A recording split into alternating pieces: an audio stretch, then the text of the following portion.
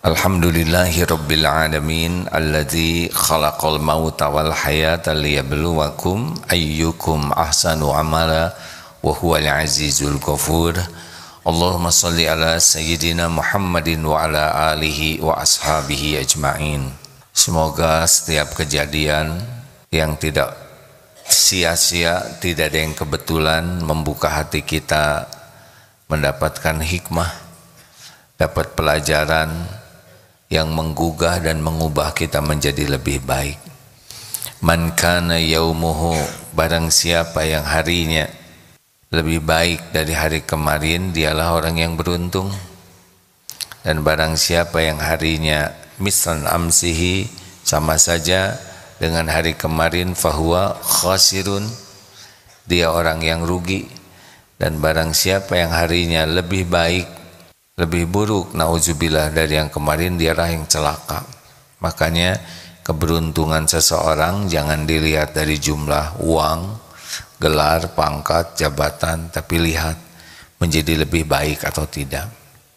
Jadi kalau kita menyekolahkan anak, tidak apa-apa, ingin jadi dokter, jadi insinyur, jadi apapun silahkan. Cuma ada satu yang harus kita pikirkan. Kita harus mempersiapkan anak kita kalau meninggal kapanpun juga. Ya, nyata bahwa umur ini tidak selalu panjang, tidak semuanya dapat jatah panjang.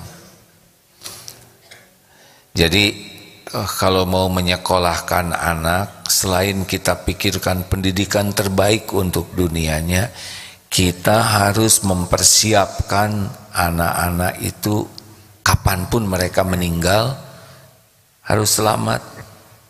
Jangan sampai sibuk dengan ingin ini, ingin itu. Pada waktu meninggal, anak tidak kenal kepada Allah, tidak tahu dengan baik Islam agamanya,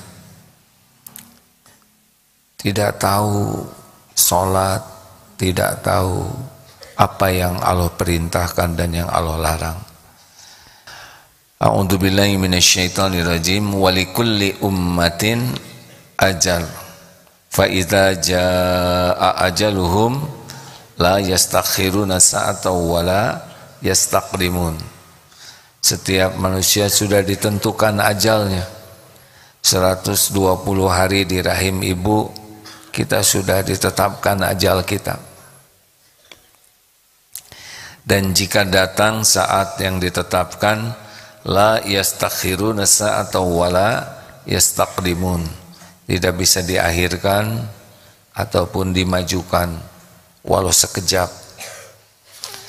Jadi manusia itu tidaklah meninggal kecuali pada waktu yang ditetapkan Allah. Allah memerintahkan malaikat maut mencabut nyawanya pada waktu yang tepat sesuai dengan yang Allah kehendaki. Tidak bisa seseorang meninggal tanpa izin Allah, tidak bisa. Karena kita semua adalah milik Allah, ciptaan Allah, dihidupkan oleh Allah dan diwafatkan juga oleh Allah. Ada 3 rahasia ajal itu.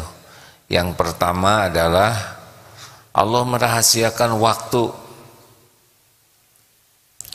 Kita tidak tahu kapan hidup kita akan berakhir. Sengaja oleh Allah dirahasiakan. Yang kedua, tempat. Kita lahir, saya lahir di Bandung, tidak tahu saya meninggal di mana, tapi saya akan mendatangi tempat saya meninggal. 3, cara. Tidak tahu, ada yang karena sakit, ada yang karena kecelakaan, macam-macam cara. Semua itu adalah urusan Allah, pencipta, pemilik, penentu segalanya. Urusan kita satu, bagaimana kapanpun kita meninggal, kita bisa husnul khotimah, akhir yang baik. Yang namanya sukses hidup di dunia itu adalah husnul khotimah. bukan punya harta, gelar, pangkat, jabatan, kedudukan, popularitas, penghormatan. Kalau dunia ini dibagikan oleh Allah, sesuka Allah saja. Yang baik, yang tidak baik dikasih sesuka Allah saja, karena dunia berikut isinya bukan tanda kesuksesan, bukan tanda kemuliaan, bukan tanda kehebatan, hanya diuji saja. Makanya jangan heran penjahat, gangster, mafia, yakuza, gangster Jepang, ya, kartel Medellin, penjahat-penjahat juga dikasih saja oleh Allah dunia ini. Jabatan juga sama. Hitler dikasih jabatan pemimpin negara, padahal segitu zolimnya. Jadi dunia ini bukan tanda kesuksesan. Jangan terkagum-kagum kepada orang yang diberi harta banyak, kedudukan tinggi, popularitas. Jangan kagum kepada yang diberikan penampilan cantik, cakep, gagah dan sebagainya. Itu casing saja. Bukan tanda kemuliaan, bukan tanda kesuksesan, dan bukan juga tanda kebahagiaan. Apakah banyak uang pasti bahagia? Belum tentu. Karena bahagia itu bukan pada dunianya, tapi pada syukurnya. Makanya orang yang tidak tahu syukur tidak tahu bahagia. Apakah kalau sedikit uangnya, gagal bisnisnya, ketipu dan sebagainya pasti menderita? Tidak juga. Kalau dia bisa menyikapinya dengan benar, dia tidak akan menderita. Yang menderita adalah yang salah menyikapinya. Ya, sering dibahas soal ujian itu tidak ada yang bahaya. Sudah diukur. Yang membuat orang tidak lulus, tolong dengar, yang membuat orang tidak lulus ujian bukan soalnya, tapi salah jawabannya. Benar? Dek, apa yang bikin orang tidak lulus? Ujiannya, salah jawabannya. Jadi jangan takut oleh ujian hidup. Semua orang dapat ujian. Ini ibunya nih, orang tuanya benar-benar diuji, tapi tidak dirugikan oleh Allah kalau benar menyikapinya. Hidup ini sepenuhnya adalah ujian. A'udzubillahi minasyaitonirrajim. Wala nabluwannakum bisyai'im minal khaufi wal ju'i minal amwal wal anfus was samarat wa basyiris sabirin. Alladzina idza asabathum musibah qalu inna lillahi wa inna ilaihi raji'un. Ulaika alaihim shalawatu mir rabbihim wa rahmah wa ulaika humul muhtadun.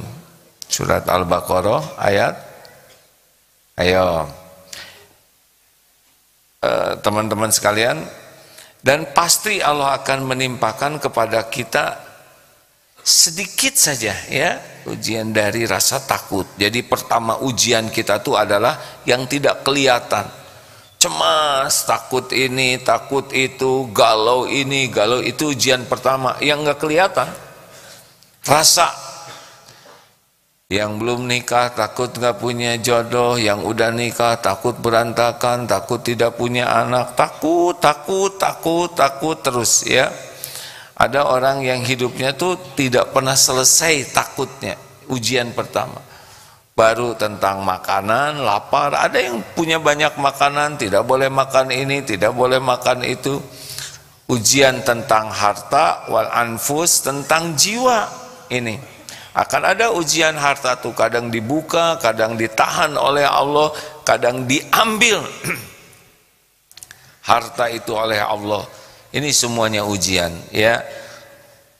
Sakit, wafat, wabashiri sabirin, berikan kabar gembira bagi orang yang sabar. Siapa orang yang sabar? Alladzina idza asabathum musibah. Orang yang sabar itu pada pukulan pertama ketika ditimpa musibah, qalu innalillahi wa inna ilaihi rajiun. Dia berkata, sesungguhnya kami milik Allah dan kami semua kembali kepada Allah. Jadi orang itu sabarnya itu bisa dilihat dari pukulan pertama, kembali ke Allah atau tidak. Ya, kita semua milik Allah, sesuka Allah saja berbuat apapun kepada kita pasti baik. Yang tidak baik itu kita merasa memiliki, ini harta saya, ini uang saya, ini rumah saya, ini jabatan saya, ini jerih payah saya. Nah, awal ketidaksabaran adalah megang kepada sesuatu selain Allah. Ya, semua milik Allah. Lihat tukang parkir, banyak mobil, tidak sombong, diambil sampai habis, tidak sakit hati, karena semua cuma titipan. Dilatih, ya, makin merasa memiliki, makin gagal di dalam menghadapi ujian. Makin merasa semua cuma titipan, itu lebih ringan. Ya, termasuk anak seperti yang diujikan seperti ini titipan. Dan kalau kita lulus, ulaika alaihim shalawatu mir rabbihim wa rahmah wa ulaika humul muhtadun. Merekalah orang-orang yang mendapatkan keberkahan yang besar, ampunan, kasih sayang Allah dan petunjuk. Jadi ujiannya sedikit, pahalanya itu luar biasa besarnya kalau sabar. Sabar itu apa? Menahan diri, mengendalikan diri sehingga ucapan, sikap, tindakan kita sesuai dengan yang Allah sukai. Orang yang tidak sabar itu yang bagaimana? Semua kerusakan akhlak akibat tidak sabar, tidak pandai menahan diri, tidak pandai mengendalikan diri. Mudah-mudahan kita termasuk ahli sabar menghadapi ujian. Sabar itu ada dalam 3 tempat. 1, sabar ketika taat, seperti sholat ini. Ke masjid itu harus sabar. Kalau tidak sabar malas ke masjid. Tahajud harus sabar, saum harus sabar, baca Quran harus sabar, sedekah harus sabar. Kalau tidak pakai sabar, pasti sedekahnya malas dan sedikit. Ya, sabar yang kedua adalah ketika menjauhi maksiat. Turun dari sini, mata harus sabar, kalau tidak segala dilihat. Bicara harus sabar, kalau tidak bohong, sombong, ria, nyakitin orang. Pokoknya kalau tidak sabar, kecenderungan kita mengikuti nafsu itu ujungnya zalim. Dan yang ketiga, sabar menghadapi musibah. Tadi sudah dibahas. Nah, jadi apa rahasianya nih? Kenapa disembunyikan oleh Allah? 1, hikmah kita tidak tahu ajal kita. Yang pertama adalah jangan menunda kewajiban. Baik kewajiban sholat, saum, zakat, haji, kalau sudah mampu daftar. Kewajiban bayar hutang, jangan sampai kita menganggap remeh. Karena ada yang sholat, mau disolatkan, lalu Rasulullah bertanya, bukan ini orang ini sholat atau tidak, tapi ditanya orang ini punya hutang atau tidak. Nah, ketika oh ya dia punya hutang, ya kalau gitu silakan kalian sholatkan. Nabi tidak menyolatkannya dulu, bukan benci ya, tapi untuk jadi pelajaran. Akhirnya para sahabat itu hutangnya berapa? Patungan dan dilunasi, dan Rasulullah menyolatkan jenazah ini. Artinya pelajarannya adalah tolong bantu lunasi hutang orang yang meninggal. Sekuat tenaga janganlah kita meninggalkan hutang, ya. 2, jangan menunda tobat. Karena kalau tobatnya kalau dicabut nyawa sudah tidak ada lagi tobat. Padahal yang membahayakan kita itu bukan dosa orang lain. Dosa kesalahan orang lain tidak membahayakan kita. Yang pasti membahayakan kita adalah zalamtu nafsi, dosa kita sendiri. Kita menderita tuh pasti karena perbuatan kita sendiri. In ahsantum ahsantum li anfusikum wa in asatum falaha. Jika kamu berbuat baik, maka kebaikan itu ya untuk dirimu sendiri. Jika kamu berbuat buruk, yang paling memikul keburukan kita adalah ya diri kita sendiri. Jadi makanya kalau kita berbuat baik, kita tidak usah nunggu orang lain berterima kasih, tidak usah nunggu orang lain balas budi, nggak ada, nggak usah kita tunggu, karena pada waktu kita berbuat baik, yang untung ya diri kita sendiri. Dan ketika kita berbuat jelek, hakul yakin keburukan kita pasti balik ke kita, tidak tertukar, tidak meleset. Jadi siapa yang paling zolim kepada diri kita sendiri? Siapa? Jawab, diri kita sendiri. Cirinya apa? Galau. Ciri dosa itu dua. Satu, gelisah. Yang kedua, takut ketahuan orang. Nah, lanjut. Jadi jangan menunda tobat. Yang ketiga, jangan menganggap remeh maksiat. Allah menyaksikan setiap kali kita berbuat maksiat, dosa, di tempat paling tersembunyi sekalipun, tidak ada yang tidak kelihatan. Allah tahu setiap lirikan mata, ya'lamu kha'inatal a'yun wa ma tukhfis sudur. Allah tahu setiap khianat mata dan apa yang disembunyikan di dalam hati. Allah mendengar setiap ucapan. Allah tahu apa yang ada dalam pikiran. Allah tahu semua yang kita lakukan dimanapun, kapanpun. Dan semua kelakuan kita akan kembali ke kita, kecuali yang tobat diampuni Allah. Nah, kalau orang terus menerus maksiat, nanti dua yang akan terjadi. Satu, dibuka oleh Allah ketika dia berbuat maksiat, atau dimatikan ketika sedang berbuat maksiat. Makanya ada yang mati mabok, mati mencuri, mati lagi berzina, mati sedang pakai obat terlarang. Itu mesti karena kebiasaannya melakukan seperti itu. Yang keempat, jangan menyia-nyiakan kebersamaan. Berapa banyak yang berangkat dari rumah dan tidak ketemu lagi, betul? Makanya di rumah itu usahakan kalau mau berangkat tuh jangan pakai emosi, marahan. Udahlah, nggak mungkin kita semua hidup ini mulus terus, enggak. Hidup ini memang ujian, tapi jangan emosional, ya. Makanya disebutkan ciri ahli takwa, alladzina yunfikuna fis sarra'i wad-dharra wal kadhiminal ghaidha, yang bisa menahan amarah, wal 'afina 'anil nas, yang memaafkan orang-orang. Jangan suka jengkel-jengkelan, bisa keburu meninggal, benar?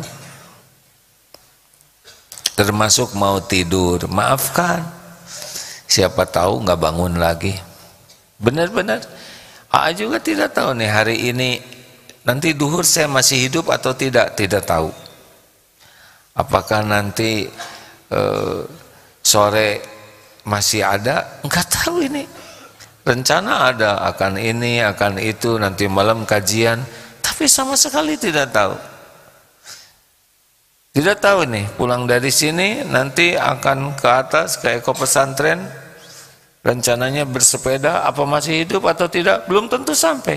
Berapa banyak yang pergi bersepeda dan meninggal di jalan, ya. Bersepedanya hati-hati, ketabrak dari belakang. Yang di puncak remnya putus. Mudah saja ajal datang itu dan tidak bisa dihalangi. Aduh, gimana dong, Ya doa supaya dilindungi Allah, sedekah supaya ditolak bala. Insya Allah kalaupun nanti meninggal, insya Allah husnul khotimah kalau dengan cara yang benar persiapannya. Hati-hati nih, jangan nganggap remeh kebersamaan, bikin kesan terbaik ya. Ini ibu-ibu pengajian dari mana? MTS Al-Ikhlas Cianjur, benar Bu? Semoga semuanya ikhlas dan bisa pulang ke rumah selamat ya Bu. Sekarang lebih tegang perjalanannya karena sudah mendengar ceramah ini. Ya, tidak harus jauh kok. Kalau mau diambil nyawa keluar dari rumah, itu ada dari Aceh, berangkat bapaknya ke masjid, Masya Allah, pulang dari masjid ada berita orang tertabrak, tidak ketahuan. Kata anaknya, kemana bapak jalan-jalan, tidak ada. Dapat di IG, ada yang maaf tertabrak. Insya Allah husnul khotimah ini ya, karena ujiannya besar dan pulang dari masjid. Ketahuannya dari sarungnya.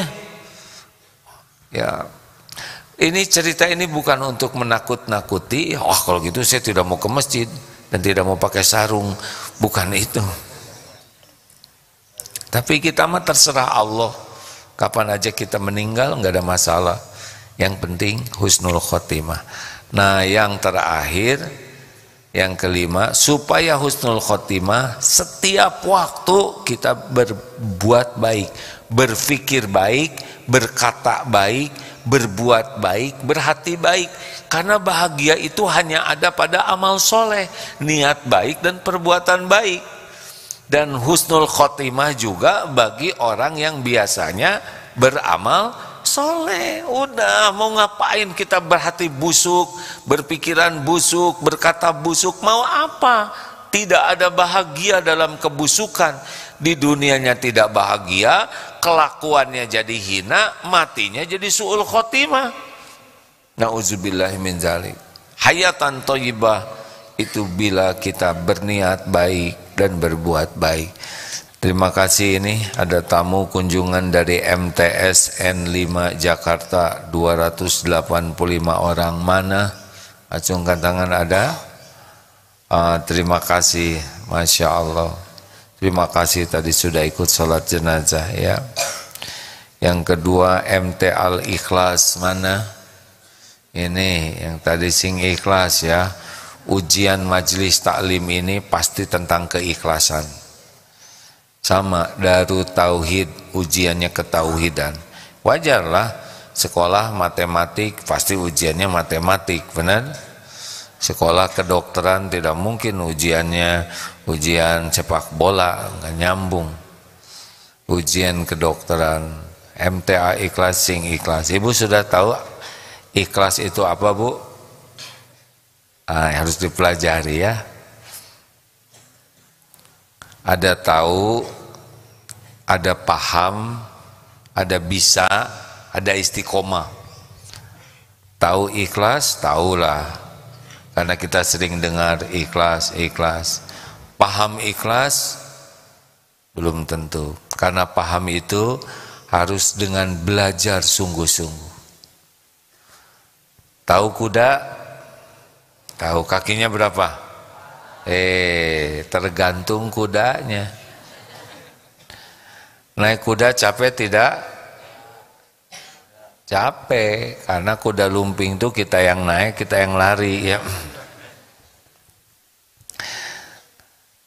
Tahu kuda belum tentu paham kuda. Paham kuda itu hanya bisa kalau belajar.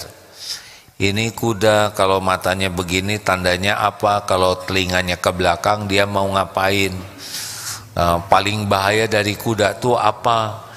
Kalau di atas dilempar, di belakang disepak, di bawah diinjak, di depan digigit.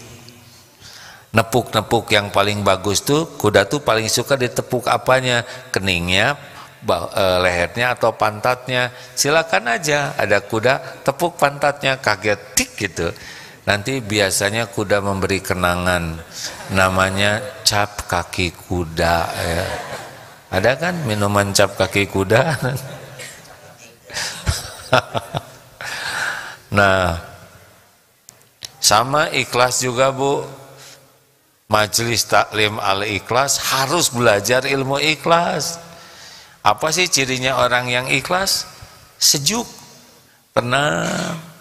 Jadi kalau ada ibu-ibu yang ambek-ambekan, capek gini perjalanan teh, itu kurang ikhlas namanya. Ya. Harus ganti nama, majelis taklim capek. Ya. Sudah paham ikhlas, apakah langsung jadi ikhlas? Tidak. Paham kuda, kalau tidak berlatih berkuda tidak bisa. Harus dilatih. Sampai kapan latihan ikhlas? Sepanjang hayat. Jadi kalau kita tidak latihan ikhlas, ya cirinya galau.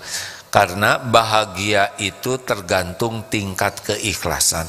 Makin ikhlas, makin bahagia. Kurang ikhlas, kurang bahagia. Tidak ikhlas, tidak bahagia. Jadi kalau ibu-ibu mau tanya, siapa nih di majelis taklim ini? Saya bahagia. Nah, enggak bahagia ya, karena aura hati itu memancar. Kalau hatinya tenang, memancar ketenangan. Kalau hatinya emosi, mata, raut muka, warna kulit, dengusan, tokeran kaki ya, tiba-tiba kakinya ngeboseh ke belakang. Nah, itu maksud saya kalau kerbau ya. Itu nampak. Orang yang hatinya sedang dilanda asmoro memboro, yaitu jatuh cinta, beda juga auranya ya. Kerjanya tuh berpuisi aja, ngegambar. Nggak harus begitu sih, harus dilatih ikhlas. Bu, ini yang lain yang udah tahu jangan jawab ya, ini khusus buat yang 20 ini. Karena judulnya Al-Ikhlas, jadi tertekan begini nih. Salah nih si AA, harusnya nggak usah pakai nama. Bu, ditanya boleh saya nanya Bu? Ibu masak buat suami yang terbaik pagi-pagi nih kayak gini. Pak, sarapannya sudah saya siapkan, masakan kesukaan Bapak. Ayo kita sarapan dulu. Kata suami begini, aduh Bu, maaf, saya udah janjian pagi ini mau makan bersama sama teman-teman sepedaan. Gimana ya Bu? Jujur, bagaimana perasaan ibu? Bu,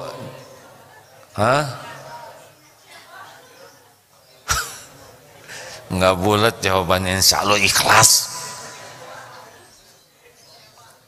Kecewa, jengkel, sedih, sakit hati, marah, itu ciri-ciri kurang ikhlas Bu. Karena lebih sibuk mencari sesuatu dari suami. Orang ikhlas tuh hanya mencari dari Allah. Bagaimana emang kalau orang ikhlas kalau suaminya makan di luar pada udah disiapin? Bu, maaf ya saya ada janji. Oh, Bapak udah ada janji. Pak, janji adalah hutang. Lebih penting memenuhi janji daripada makan sekarang bersama saya. Kalau kita makan tiap hari, janji adalah hutang. Gak apa-apa Pak, berangkat aja ke sana. Tapi ibu udah masak, udah segala dari pagi. Pak, saya niat masak ini sebagai amal soleh. Allah tahu niat, Allah menyaksikan saya masak, semuanya udah dinilai oleh Allah. Karena memang belum rezekinya Bapak aja, dan rezeki pahala sabar bagi saya Pak. Silahkan makan aja. Nah, nada ini menunjukkan tidak ikhlas ya. Orang ikhlas mah hidupnya lebih ringan, karena enggak berharap apa-apa dari makhluk. Orang yang menderita tuh yang berharap dari makhluk. Susah hidupnya tuh ruwet. Orang ikhlas berharapnya hanya dari Allah. Begitu Bu. Sekarang Muslimat Anissa mana? Ini Anissa. Ya.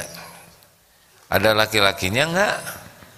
Salah, berarti salah gabung ya. Ar-Rijal ya. Nisa itu singkatan atau arti Bu? Apa artinya Anissa? solehah. Kalau lelaki yang sholatnya di rumah terus apa namanya? Lelaki soleha, males ke masjid bu ya, namanya al-males. Terima kasih Anissa dari Kuningan, alhamdulillah.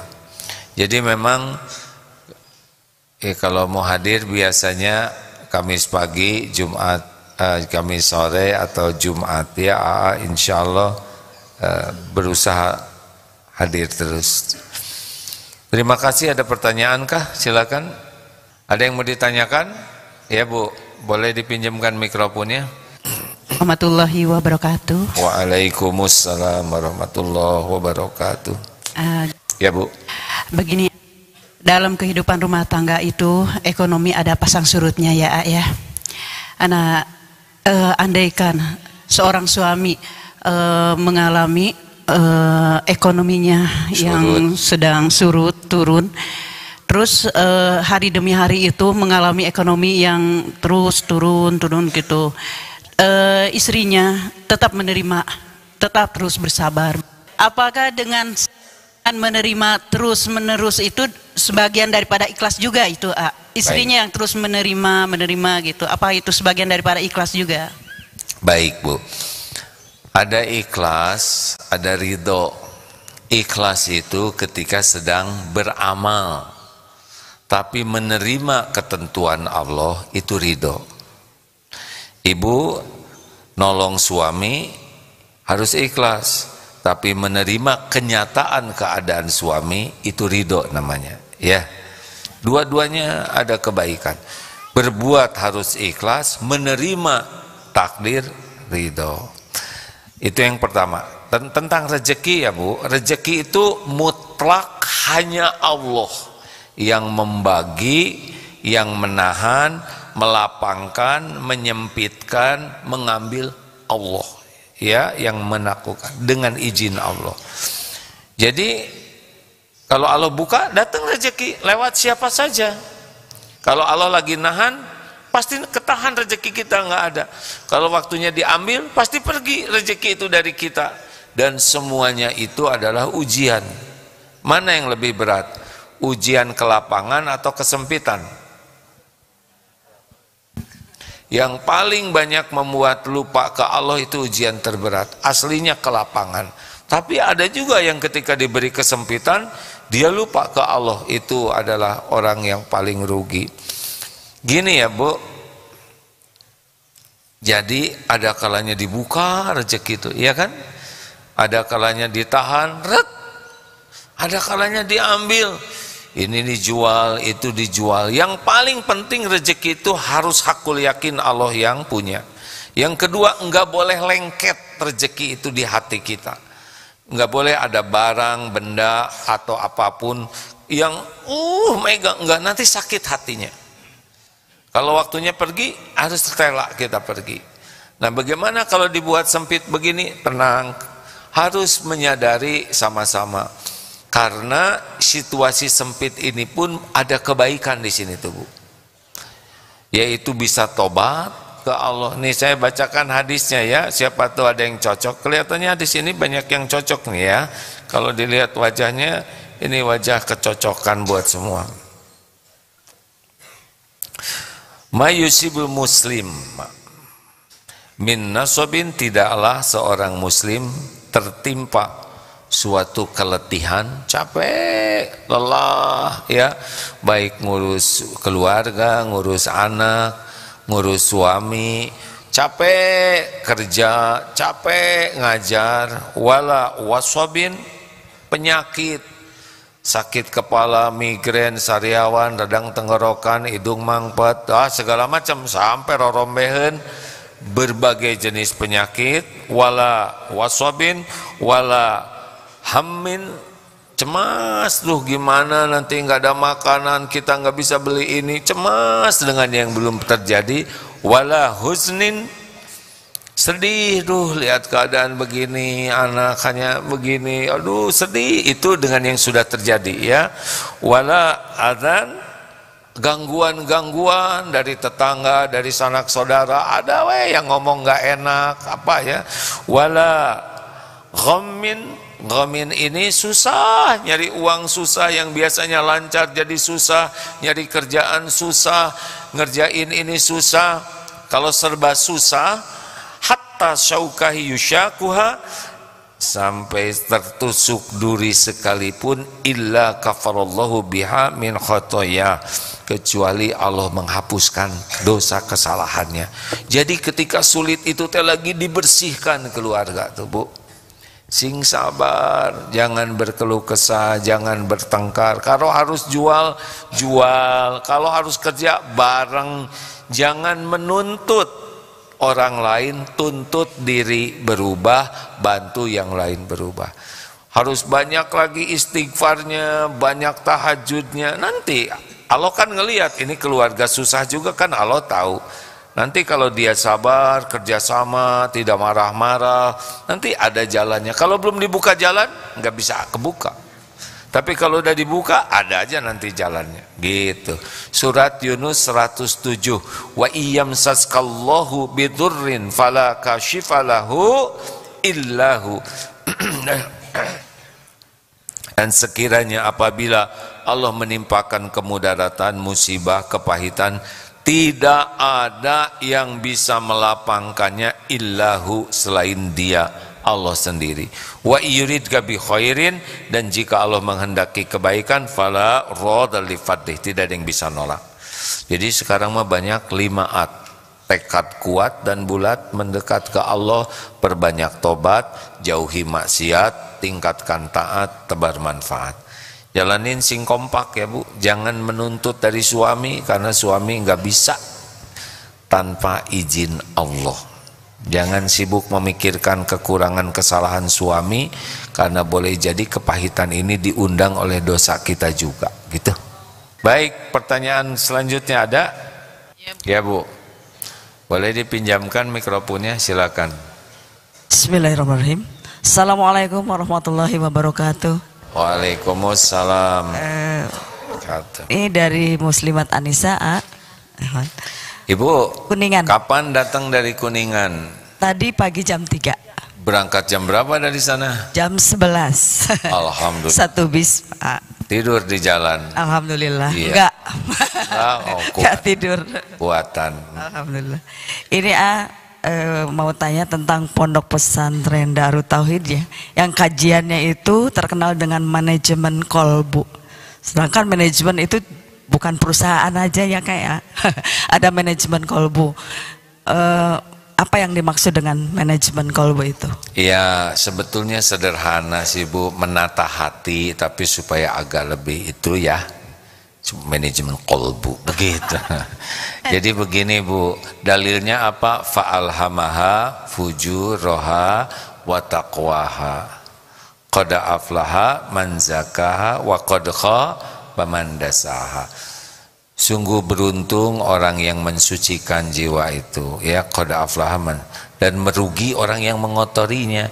Jadi kita itu dititipi oleh Allah, ala inna fil jasadi mudghah, ketahuilah dalam jasad ini ada segumpal daging, sesuatu mudghah, idza saluhat saluhal jasadu kulluh, kalau dia baik-baik seluruhnya, kalau dia jelek-jelek seluruhnya. Itulah yang dinamakan kolbu.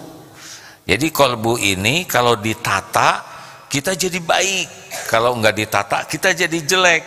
Nah, harus menata hati, disebut manajemen kolbu. Manajemen itu mengelola ya, supaya potensi hati ini maksimal manfaatnya, potensi buruknya ditekan, dikurangi gitu. Ibu dengerin, ibu harus di manage ya. Ibu yang nanya, ibu yang jawab. Begitu Bu. Jadi gimana sekarang Ibu? Insyaallah. Kan semuanya itu tergantung hati Bu. Coba hati sedih, semua kelihatan sedih, betul?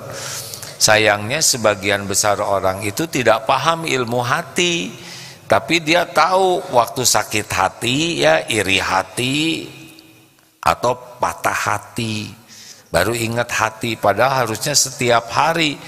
Banyak katanya ibu-ibu sebelum tidur itu membersihkan wajah. harusnya membersihkan hati ya Bu.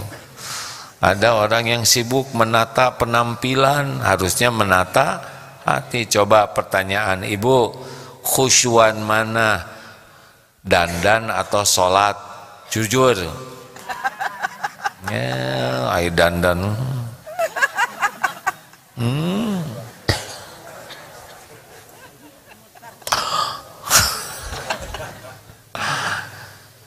Ya, pertanyaan selanjutnya. Ya Bu, nah, ini dari perwakilan SMP MTS nomor 5, silakan. Bismillahirrahmanirrahim. Assalamualaikum warahmatullahi Kelas wabarakatuh. berapa kan? Salam. Ya Bu. Saya santri dari PMK Pesantren Masa keemasan. Masa Keemasan angkatan ke-55. Oh, udah 55 angkatan. Ibu dari mana, Bu? Alhamdulillah saya dari Bandung, A. Alhamdulillah. Kenapa ikut pesantren ini? Motivasi saya sebenarnya udah dari sejak dulu pingin. Dan saya udah beberapa kali keluarga saya support. Alhamdulillah di TMT 1 November 2022 saya sudah menjalani purna bakti sebagai ASN, dan alhamdulillah atas ridho Allah saya bisa berkumpul dengan orang-orang yang soleh dan solehah. Amin. Komunitas yang saya harapkan. Kata musrif dan musrifah, sebenarnya banyak sekali waiting list yang pingin masuk PMK. Makanya saya sangat bersyukur sekali, dan itu adalah salah satu motivasi saya. Baik, pertanyaannya apa? Nah, sebenarnya saya mau ini Ustadz, dengan adanya dari Majelis Taklim dari Kuningan dan Cianjur, dengan pertanyaan-pertanyaan apa sih ikhlas itu, apa sih terkait dengan manajemen kolbu itu, nah disinilah tempatnya. Oh, promosi Gitu. Bu ya. Bagus Bu, bagus ya. Makanya dari ilmu dengan ilmu cocokologi ya. Cocokologi. Itu alhamdulillah nanti kita bisa apa itu, orang saya baru 5 hari. 4 hari ya, 4 hari, hari keempat sekarang ini pun alhamdulillah. Terus kemudian saya melihat dengan mata kepala saya sendiri pada saat insya Allah saya belajar juga terkait dengan saum hari Kamis ini. Saya hadir pada jam 3, saya lihat keranda mayat. Atas nama saya pribadi juga teman-teman di PMK 55, saya mengaturkan innalillahi wa inna ilaihi rajiun, dan mudah-mudahan keluarga yang ditinggalkan terutama ibunya Ya. mudah-mudahan diberi ketabahan, dan inilah Amin ya rabbal alamin ya Allah. Ya ujian. tabungan buat orang tuanya. Tabungan. Aja, Ustaz. Beratnya ujian itu akan besar pahalanya ya. Ya, mengingatkan saya yang memang usia sudah menjelang. Melihat, mudah-mudahan saya juga pingin husnul khotimah seperti almarhumah Adinda Putri. Amin ya rabbal alamin. Sekian. Istiqomah menuju husnul khotimah itu adalah tagline dari PMK. Assalamualaikum warahmatullahi wabarakatuh. Padahal sialnya masih selai percobaan ini ya. Sudah begitu mendalam Bu. Jadi kalau ke Darut Tauhid itu bisa dilihat dari syalnya ya. Ada syal ini apa?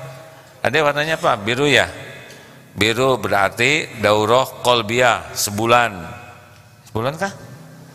Tinggal berapa hari lagi? 2 hari lagi. Nah, ini sebentar lagi di wisuda. Ini ada apa warnanya? Ungu.